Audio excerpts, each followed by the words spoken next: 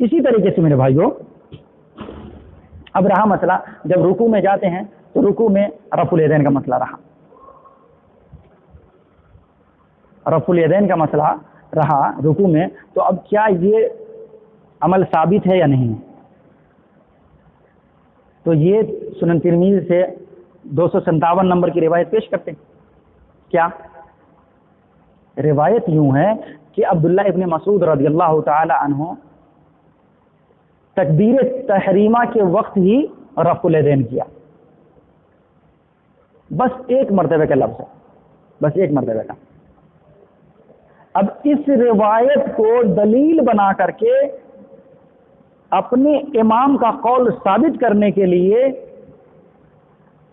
ان بھائیوں نے صحیح حدیث کو بھی ٹھکرا دیا، صحیح حدیث کا انکار کر دیا، جبکہ اس حدیث کے اندر بہت ساری علتیں پائی جاتی ہیں، اس حدیث کے اوپر بہت سارے محدثوں کا کلام ہے۔ خود سنن ترمذی کے اندر امام ترمذی رحمۃ اللہ علیہ نے اس روایت کے اوپر کلام کیا ہے، اس روایت کے اوپر کلام کیا ہے۔ کیسے؟ آپ کھول لیجئے سنن ترمذی حدیث نمبر 256 پڑھیے، حدیث نمبر 255 پڑھیے، جو دو روایتیں پڑھ لیجئے۔ اس روایت کے نیچے امام ترمذی رحمۃ اللہ علیہ نے عبداللہ ابن مبارک رحمۃ اللہ علیہ کا فتویٰ نقل کیا۔ کیا؟ اس روایت کے بارے میں عبداللہ ابن مسعود رضی اللہ تعالیٰ عنہ کی روایت ثابت ہے بھی یا نہیں ہے، اس کے بارے میں امام ترمذی رحمۃ اللہ علیہ نے فتویٰ نقل کیا ہے کہ عبداللہ ابن مبارک رحمۃ اللہ علیہ نے اس روایت کے بارے میں کہا لم یثبت من عبداللہ ابن مسعود، کہ جو روایت پیش کی جاتی ہے عبداللہ ابن مسعود رضی اللہ تعالیٰ عنہ کی کہ عبداللہ ابن مسعود رضی اللہ تعالیٰ عنہ رفع الیدین بس ایک ہی مرتبہ کیا کرتے تھے، اس کے بعد نہیں کیا کرتے تھے، لم یثبت، ثابت ہی نہیں ہے۔ اب جب اتنے بڑے محدث، پہل دور کے محدث ہیں، انہوں نے کہہ دیا، تو اب بعد کے محدثوں کو دیکھنا ہی نہیں چاہیے کہ کون سے محدث اس روایت کو صحیح کہہ رہے ہیں یا کون سے محدث ضعیف کہہ رہے ہیں۔ اگر کوئی محدث اس روایت کو صحیح بھی مان لیتا ہے تو پہلے رفع الیدین سے دوسرا رفع الیدین جو ہے رکوع میں آنے وقت، آتے وقت، جاتے وقت، یعنی اٹھتے وقت، سر اٹھاتے وقت اور رکوع میں جاتے وقت، اور اسی طریقے سے دو رکعت کے بعد جب ہم اٹھتے ہیں تیسری رکعت کے لیے، اس وقت کا رفع الیدین جو ہے ساکت نہیں ہوتا ہے یا متروک نہیں ہوتا ہے۔ بس چونکہ ہمارے امام صاحب نے نہیں کہا ہے، ہمارے امام صاحب کا ایسا عمل نہیں ہے، اس لیے ہم بھی نہیں کریں گے، چاہے صحیح حدیث ہی کیوں نہ ہو۔ صحیح حدیث کا انکار کرنا پڑے تو کر دیں گے، لیکن اپنے امام کا پیچھا نہیں چھوڑیں گے۔ میرے بھائیو، آئیے میں آپ کو اس روایت کے بارے میں اور تحقیق سناتا ہوں۔ اس روایت کے بارے میں اور تحقیق سن لیجئے۔ صرف عبداللہ ابن مسعود رضی اللہ تعالی عنہ کی روایت کو امام ترمذی نے ہی نہیں بلکہ بہت سارے محدثوں نے ضعیف قرار دیا ہے۔ خود امام ابو داؤد رحمۃ اللہ علیہ 748 نمبر کے اوپر اس روایت کو لاتے ہیں اور کہتے ہیں یہ روایت کیا ہے؟ لیس بصحیح، یہ روایت صحیح نہیں ہے۔ اسی طریقے سے میرے بھائیوں، اس روایت کے اوپر بہت سارے اماموں نے کلام کیا ہے۔ دلیل امام دارقطنی رحمۃ اللہ علیہ نے بھی العلل الدارقطنی کے اندر جلد نمبر 5 اور صفحہ نمبر 172 اور صفحہ نمبر 805 کے اوپر اس روایت کو نقل کرنے کے بعد اس روایت کو ضعیف قرار دیا ہے۔ اسی طریقے سے میرے بھائیوں، آپ تلخیص الحبیر دیکھیے جلد نمبر 1 صفحہ نمبر 402، وہاں بھی اس روایت کے اوپر کلام کرتے ہوئے اس روایت کو ضعیف قرار دیا گیا ہے۔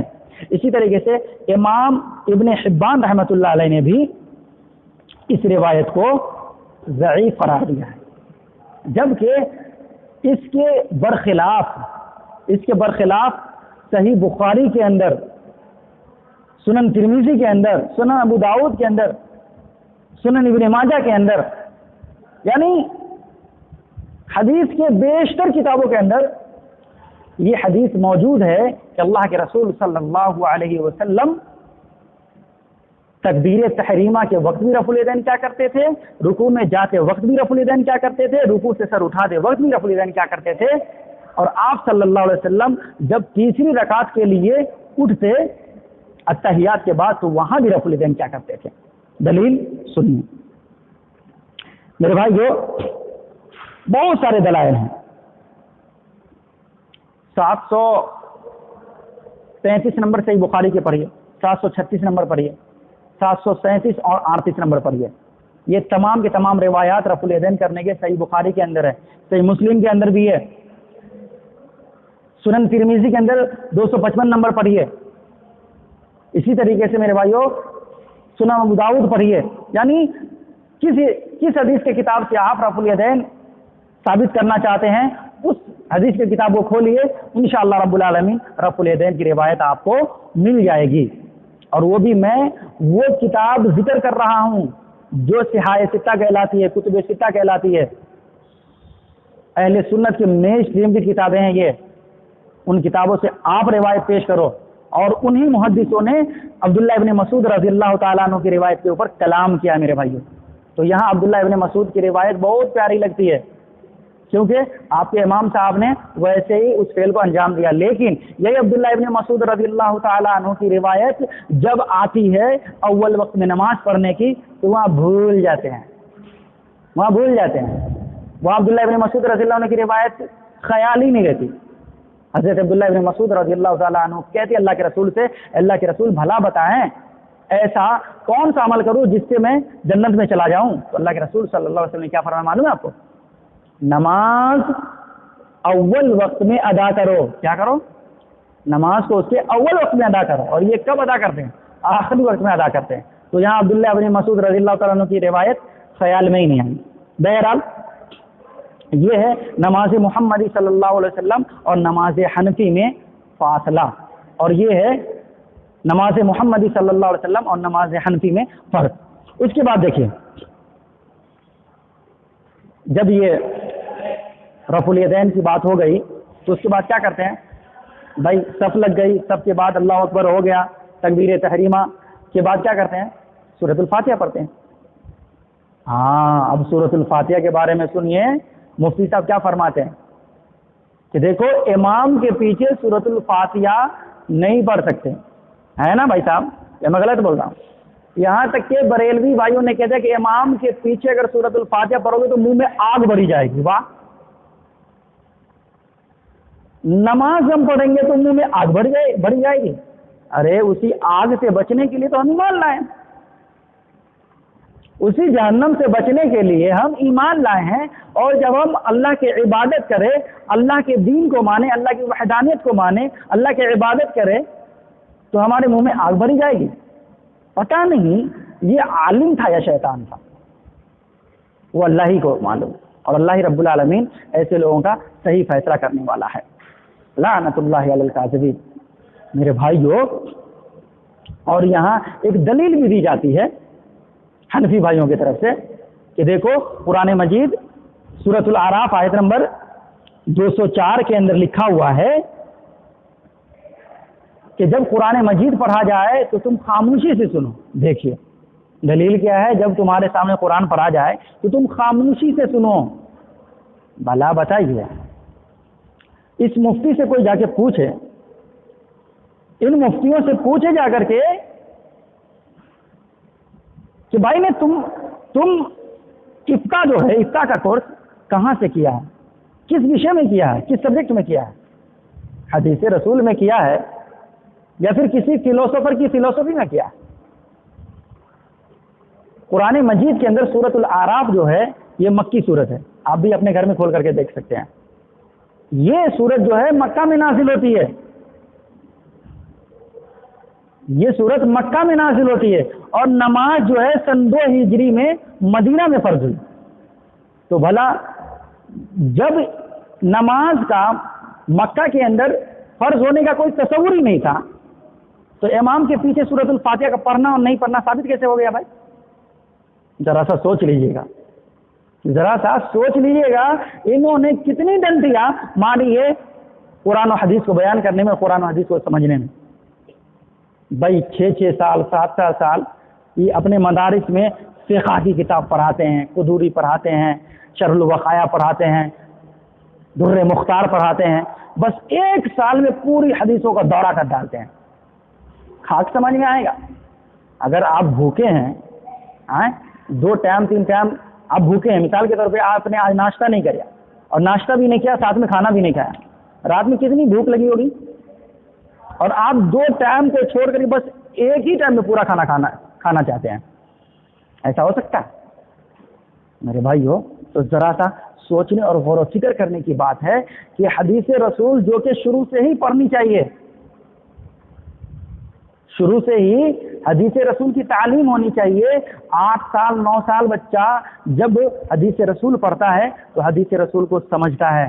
لیکن آج امت کی بہت ہی زیادہ سمجھیے یہ برا وقت چل رہا ہے کہ آج ہمارے اور آپ کے سامنے ایسے ڈھونگی عالم بن کے آ جاتے ہیں اور آپ کو اسلامی مسائل سے آشنا کراتے ہیں، جبکہ اس کو اسلامی مسائل کے بارے میں کچھ عطا پتہ ہوتا ہی نہیں ہے. کیونکہ مسائل حدیث کی کتابوں میں ہیں، مسائل کسی فلسفر کی فلسفی میں نہیں ہے. اگر آپ ایسی کتابوں کو پڑھ کے آئیں گے تو مسئلہ غلط ہی ہوگا نا. اب بھلا بتائے یہ جو سورت ہے، یہ سورت مکہ میں نازل ہوتی ہے، تو وہاں کے جو ابو جہل کے اہل و عیال تھے، ابو جہل کے ماننے والے تھے، وہ کیا کہتے تھے معلوم ہے؟ سورۃ الفصلت کے اندر اس بات کا بھی خلاصہ ہے کہ تم جو ہے جب محمد صلی اللہ علیہ وسلم تمہارے سامنے اللہ کا کلام پڑھے، یعنی قرآن پڑھے، اپنے دین کو پیش کرے، تو تم خوب شور مچایا کرو تاکہ ان کی باتوں کو تم نہ سن سکو. تو اللہ رب العالمین نے اس آیت کا نزول فرمایا. میرے بھائیوں تو بھلا بتائیں آپ ہی کہ اس آیت کا نماز سے کیا لینا دینا ہے، جبکہ اللہ کے رسول صلی اللہ علیہ وسلم کی کھلی مخالفت ہے. یہ کیسے؟ اللہ کے رسول صلی اللہ علیہ وسلم بے شرح حدیث ہے. اللہ کے رسول صلی اللہ علیہ وسلم نے فرمایا کہ دیکھو لا صلاۃ لمن لم یقرأ بفاتحۃ الکتاب، کہ کسی بھی شخص کی کوئی بھی نماز نہیں ہوگی جب تک کہ وہ نماز میں سورۃ الفاتحہ نہ پڑھ لے. کیا نہ پڑھ لے؟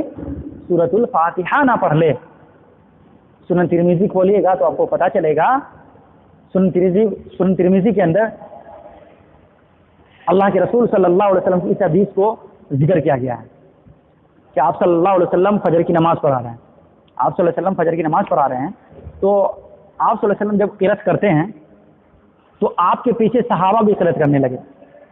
جب صحابہ قرأت کرنے لگے تو اللہ کے رسول صلی اللہ علیہ وسلم کے اوپر قرأت کرنا بوجھل ہو گئی، مشکل ہو گئی. قرأت کرنا کیا ہے؟ دشوار بنتی چلی گئی.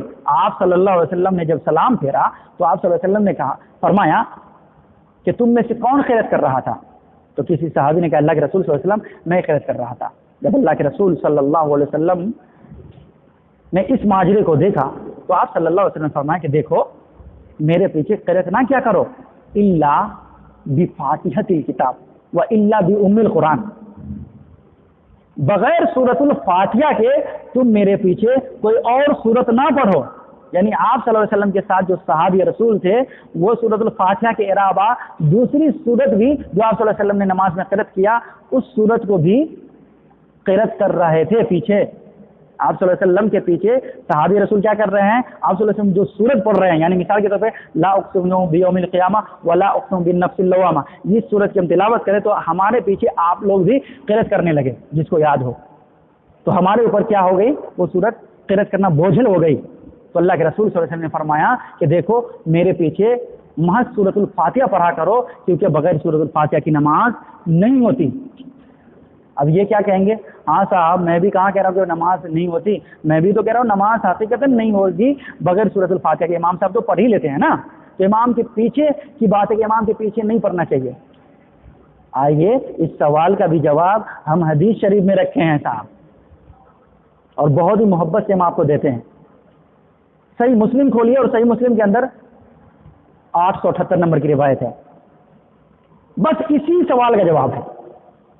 حضرت ابو ہریرہ رضی اللہ تعالی عنہ سے ایک شخص پوچھتا ہے کہ بھلا بتائیں انا نکون وراء الامام، کہ جب ہم امام کے پیچھے ہو تو کیا پھر بھی ہم قرأت کریں، پھر بھی ہم سورۃ الفاتحہ پڑھیں؟ تو حضرت ابو ہریرہ رضی اللہ تعالیٰ عنہ نے کیا فرمایا معلوم ہے؟ اقرا بہا فی نفسک، جی آپ اپنے نفس میں ضرور پڑھیں. کیوں؟ لا صلاۃ لمن لم یقرأ بہا، کہ اس کے بغیر نماز نہیں ہوگی. اور ایک روایت کے اندر ہے فَيَا خِدَاجٌ فَيَا خِدَاجٌ فَيَا خِدَاجٌ، وہ نماز ناتمام ہے، ناتمام ہے، ناتمام ہے، یعنی وہ نماز مکمل ہی نہیں ہے جس نماز میں سورۃ الفاتحہ نہیں پڑھی گئی. میرے بھائیو، اب یہ یہاں کیا سوال اٹھاتے ہیں کہ ارے کہا فَيَا خِدَاجٌ یعنی ناتمام ہے، یعنی ایسا نہیں کہ نہیں ہوگی نماز. میرے بھائیو، یہ جو گلیارے نکال رہے ہیں آپ، یہ قرآن و حدیث میں گلیارہ جو ہے، اللہ کے دین میں گلیارہ جو ہے، یہود و نصارہ کے فعل ہے، مسلمانوں کا فعل نہیں ہے. ایسا جیسے مثال کے طور پہ میں بتاتا ہوں آپ کو، صحیح حدیث ہے کہ یہود و نصارہ کے اوپر جو ہے، یہودیوں کے اوپر چربی کو حرام قرار دیا گیا تھا بطور آزمائش. اللہ رب العالمین نے یہودیوں کے اوپر چربی کو حرام قرار دیا. جیسے جو آپ گائے بیل ذبح کرتے ہیں یا بھینس ذبح کرتے ہیں، اس کے اندر سے جو چربیاں نکلتی ہیں، وہ چربی جو ہے ان کے اوپر حرام قرار دیا گیا. یہودی کیا کرنے لگے معلوم ہے؟ گلیارے نکلنے لگے. کیا کیسے نکالنے لگے؟ کہ وہ چربی کو تیل بنا کر کے پگھلا کر کے بیچنا شروع کر دیا. اور کیا کہا کہ ہم چربی تھوڑے ہی استعمال کر رہے ہیں، ہم تو تیل یوز کر رہے ہیں، تیل استعمال کر رہے ہیں. میرے بھائیوں، یہ مسلمانوں کا کردار نہیں بلکہ یہود و نصارہ کا کردار ہے کہ وہ اپنے دین میں، اللہ کے دین میں گلیارے نکالا کرتے تھے، گلی نکالا کرتے تھے. مسلمانوں کا فعل کیا ہے معلوم ہے آپ کو؟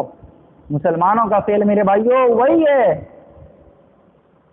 کہ جب اللہ کے رسول صلی اللہ علیہ وسلم کا حکم ہو جاتا تو سارے صحابہ اس فعل کو کرنے کے لیے ہماتن گوش ہو جاتے، اس فعل کے اوپر اپنی جان لٹا دیا کرتے تھے، اس قول کے اوپر جو آپ صلی اللہ علیہ وسلم فرمایا کرتے تھے، اس قول کے اوپر اپنی جان کو نچھاور کر دیا کرتے تھے. یہ مسلمانوں کا فعل ہے میرے بھائیوں. تو آپ نے سن لیا اور سمجھ لیا. اسی طریقے سے اب دیکھیے، جب یہ لوگ نماز پڑھتے ہیں تو نماز میں سب سے پہلے گھٹنے رکھیں گے، پھر ہاتھ رکھیں گے، ہے نا؟ اب اس کے اوپر ایک روایت بھی پیش کی جاتی ہے، میں بھی پیش کر دیتا ہوں. سنن ابو داؤد 838 نمبر کی روایت ہے اور سنن ترمذی کے اندر 268 نمبر کی روایت ہے. نبی کریم صلی اللہ علیہ وسلم جب سجدہ کرتے تو اپنے گھٹنے اپنے ہاتھوں سے پہلے رکھتے، اور جب اٹھتے تو اپنے ہاتھ اپنے گھٹنے سے پہلے اٹھاتے. یہ روایت ہے. اس روایت کے بارے میں آپ اگر جاننا چاہیں تو میں آپ کو بتاتا ہوں. سنن ابو داؤد کے اندر 838 نمبر کا روایت ہے، 838 نمبر کے اوپر اس روایت کو نقل کیا گیا ہے، لیکن اس کے اسٹیٹس کو دیکھیں آپ تو یہ روایت ضعیف ہے، صحیح سند سے ثابت نہیں ہے. سنن ترمذی کے اندر بھی 268 نمبر کی روایت ضعیف ہے، صحیح سند سے ثابت نہیں ہے. میرے بھائیوں، کیوں نہیں ہے؟ اس لیے اس میں ایک راوی ہے شریک، اور شریک جو ہے ضعیف راوی ہے، اور جب تک ضعیف راوی کی بات کسی ثقہ راوی سے نہ مل جائے تو اس کی تنہا روایت ضعیف مانی جاتی ہے. اب یہ علم بھی تو ہونا چاہیے، مفتی صاحب کو، قاری صاحب کو، عالم صاحب کو، سب تو آپ کو بتائیں گے جی. یعنی کوئی ایک ضعیف راوی ہے اور اس ضعیف راوی کی روایت جب تک کہ کوئی ثقہ راوی یعنی جس کی روایت بالکل صحیح ہوا کرتی ہے اس سے مل نہ جائے تو ضعیف راوی کی تنہا روایت ضعیف ہوا کرتی ہے. تو یہ روایت کیا ہے؟ ضعیف ہے. 838 نمبر کی روایت ہے سنن ابو داؤد کی، آپ بھی دیکھ سکتے ہیں. اسی طریقے سے میرے بھائیوں، یہ روایت اس حدیث کے خلاف ہے، صحیح بخاری کی روایت ہے کہ اللہ کے رسول صلی اللہ علیہ وسلم نے کہا، فرمایا کہ دیکھو اونٹ کے بیٹھنے کی طرح مت بیٹھو. کیا کہا؟ کہ جو لوگ پہلے گھٹنے رکھتے ہیں وہ اونٹ کے بیٹھنے کی طرح بیٹھتے ہیں، یعنی جانوروں کی طرح تم بیٹھتے ہو. جانوروں سے اللہ کے رسول صلی اللہ علیہ وسلم نے تشبیہ دی، اونٹ سے تشبیہ دی کہ جو لوگ پہلے گھٹنے رکھتے ہیں یہ مسلمانوں کا فعل نہیں بلکہ اللہ کے رسول صلی اللہ علیہ وسلم کی صحیح حدیث میں روایت صحیح بخاری کی کہ آپ صلی اللہ علیہ وسلم جب سجدے میں جاتے تو پہلے ہاتھ رکھا کرتے تھے پھر گھٹنا رکھا کرتے تھے. بات سمجھ میں آ گئی ہے؟ تو ہاں اس بات کو ذرا سا آپ ذہن نشین کرتے جائیں کہ نماز محمدی اور نماز حنفی میں کتنا فاصلہ ہے. بہرحال اس کے بعد میرے بھائیوں اتحیات میں انگلی کے اشارے کرنا، انگلی کے اشارے کرنا، رفع سبابہ جس کو بولتے ہیں، یہ کیا کہتے ہیں؟ ارے اشہد اللہ پہ اٹھاؤ اور الا اللہ پہ گراؤ. اب بھلا بتائیں، ایسے پوچھیں کہ بھائی یہ روایت کہاں ہے؟ چلو تم ضعیف حدیث سے ثابت کر دو. ضعیف حدیث تو ملنا بہت دور کی بات ہے. چلو موضوع اور من گھڑتی روایت پیش کر دو، تم اپنی طرف سے گڑھ کے بول دو. تو گڑھ تو لیے ہو لیکن کسی حدیث کی کتاب میں یہ روایت موجود نہیں ہے، نہیں ملے گی. کیوں؟ یہ میڈ ان مولوی ہے، مولویوں نے بنا لیا ہے. جی میرے بھائیوں، اس کی ایک روایت بھی نہیں ہے اور یہ اس صحیح دلیل کے خلاف ہے جو کہ سنن نسائی کے اندر ہے، صحیح مسلم کے اندر ہے. اللہ کے رسول صلی اللہ علیہ وسلم کی روایت سنن نسائی شریف کے اندر 1269 نمبر کی ہے. آپ کھولیے پڑھیے. اللہ کے رسول صلی اللہ علیہ وسلم کے بارے میں راوی حدیث بیان کرتے ہیں کہ اللہ کے رسول صلی اللہ علیہ وسلم برابر اس انگلی کو حرکت میں رکھا کرتے تھے. برابر یحرکھا کا لفظ ہے، حرکت دیا کرتے تھے، ایسے ایسے حرکت دیا کرتے تھے. اب بھلا بتائیے اس میں کہاں لفظ ہے کہ اشہد اللہ پہ اٹھاؤ اور الا اللہ پہ گراؤ؟ تو حنفی نماز اور محمدی نماز میں دیکھ لیجیے آپ لوگ فرق کتنا ہے. اسی طریقے سے میرے بھائیوں فرض نماز کے بعد یہ اجتماعی دعا کرتے ہیں.